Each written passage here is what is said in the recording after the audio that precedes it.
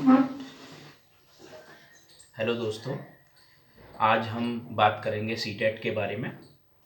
जैसा कि हम सभी को पता है कि सीटेट 2024 जो जुलाई में होना है, 7 जुलाई को इसकी डेट कंफर्म है। कोई भी एग्ज़ाम देने से पहले एक बार हमें उसके सिलेबस को अच्छी तरीके से जान लेना चाहिए, ताकि जब भी हम एग्ज़ाम में बैठें तो हमारे लिए थोड़ा इजी रहे। साथ ही साथ जब भी हम उसकी तैयारी करें तो हमें लगना चाहिए, एटलीस्ट हमें ये पता होना चाहिए किस सब्जेक्ट से कितने क्वेश्चन आते हैं, किस टॉपिक से कितने क्वेश्चन आते हैं। तो एक नज़र हम इसके सिलेबस पे डाल देते हैं। जैसा कि आपको पता है कि इसमें मेनली सीडीपी रहता है, साथ ही साथ लैंग्वेज 1, लैंग्वेज 2, और अगर हम आर्ट्स बैकग्राउंड की बात करें तो जिसमें सोशल स्टडी, जिसमें मेनली 60 क्वेश्चन आते हैं, और सीडीपी में 30 क्वेश्चन, लैंग्वेज 1 में 30 क्वेश्चन, लैंग्वेज 2 में 30 क्वेश्चन, जिसमें 15 नंबर हमारे कंटेंट के रहते हैं, 15 हमारी पेडागोजी के रहते हैं। वैसे ही लैंग्वेज 1 में भी होता है और लैंग्वेज 2 में भी रहता है। तो आज हम बात करेंगे वो सोशल साइंस की बात करेंगे, यानी एसएसटी की।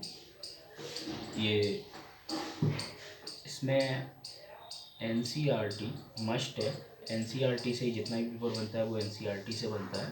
तो हमें यहाँ इसमें हिस्ट्री, पॉलिटी, ज्योग्राफी, और जैसा आपको पता है वैसे तो जब भी हम अपर क्लास में जाते हैं तो उसमें हमारा इकोनॉमिक्स भी रहता है, एनवायरनमेंट भी रहता है, बहुत सारी चीज़ें जुड़ जाती हैं। लेकिन अभी हमारे सिलेबस में इतना कुछ नहीं है, इसीलिए हम अभी ये 3 चीज़ों को देखेंगे, हिस्ट्री, पॉलिटी और ज्योग्राफी।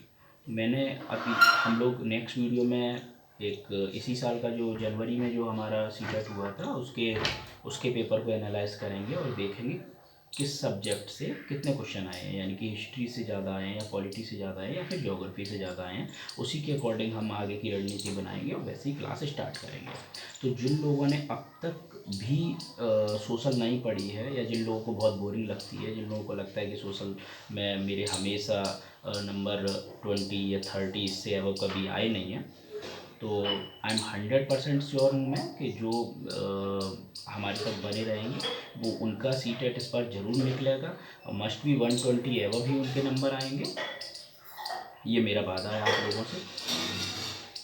तो सबसे पहले हम एक बार एक नज़र डाल लेते हैं इसका जो सिलेबस है। हिस्ट्री के अंदर देखिए, मैं आपको बताऊँ, एक सिक्स क्लास में एक आपकी बुक रहती है, 7th में भी एक बुक रहती है और 8th में भी बुक रहती है।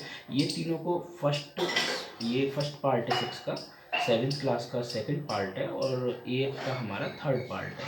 अगर हम हिस्ट्री की बात करें तो ये हमारी एंशिएंट हिस्ट्री के बारे में इसमें दिया गया है, यानी कि प्राचीन भारत के बारे में दिया गया है। मतलब जैसे कि महापाषाण काल, ताम्रपाषाण काल, सिंधु घाटी सभ्यता वगैरह, है ना। ये बहुत ही यानी कि आप मान के चलिएगा लगभग 1 लाख 2 लाख वर्ष पहले की बात कर रहे हैं। ये सिंधु घाटी सभ्यता लगभग 2500 से 4000 ईसा पूर्व आई थी।